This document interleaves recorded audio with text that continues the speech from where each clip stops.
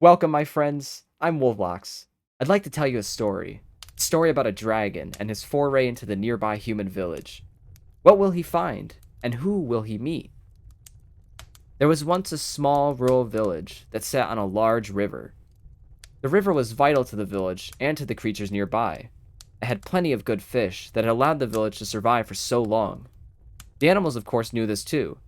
A dragon that looked sort of like a bat would come here 3 times a day to fish.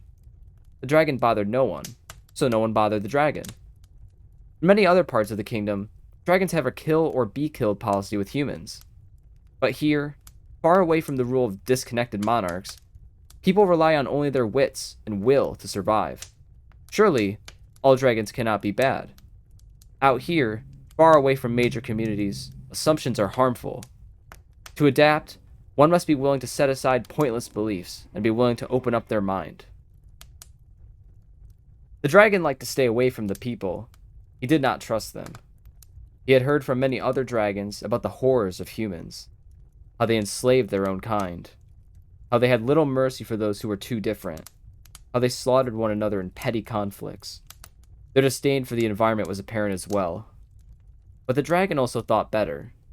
The actions of some humans do not represent all humans. There must be some good humans in the village, the dragon thought. While he did still not trust any, every day he fished for his food, he would move ever so slightly towards the village. None of the villagers caught on, and eventually the dragon was only yards from one fisherman. But no one was afraid of this dragon. He had been around for a long time, and he had never bothered anyone before. The dragon was different now, however.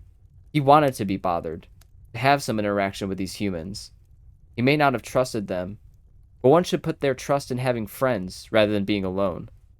This dragon could speak to these humans, but he wondered what he would say. The dragon was growing bored of simply moving closer. He wanted to see into the human village. So one day, he did. And once again, no one bothered him, since it seemed they trusted him more than he trusted them. The dragon wandered around the village, and the horrors that he had heard about these humans had yet to appear. Of course, he knew some of these horrors to be true, but at least in this place, they weren't. There was at least one village of humans that were good, and worthy of respect. Along the rolling dirt paths, there sat a lonely child, who no one bothered since they were busy. The lonely child had lost their family. The dragon spotted the lonely child and saw him crying. He came closer to the child and comforted him, for both of them had shared in the agony of loneliness, the pain of wishing for others to interact with them, but never making the first move, wishing for meaningful relationships, but never searching them out. But this dragon had broken its loneliness. The dragon realized the best way to meet new people is for them to trust you and for you to trust them. That not all people are defined by humanity's worst. There are good people out there. One just has to look for them. The dragon and his boy sat on the rolling dirt path and cried together. The boy may have lost his family, but friends can become family. The boy and the dragon made their way to the fishing spot, and they enjoyed nature's bounty together. We all share in the agony of life, but what makes it all worth it and better is that we can share our agony with one another. We are never alone, no matter where we are. Of course, a good friend goes a long way, especially if your friend is a dragon. Hi everyone, thank you so much for watching.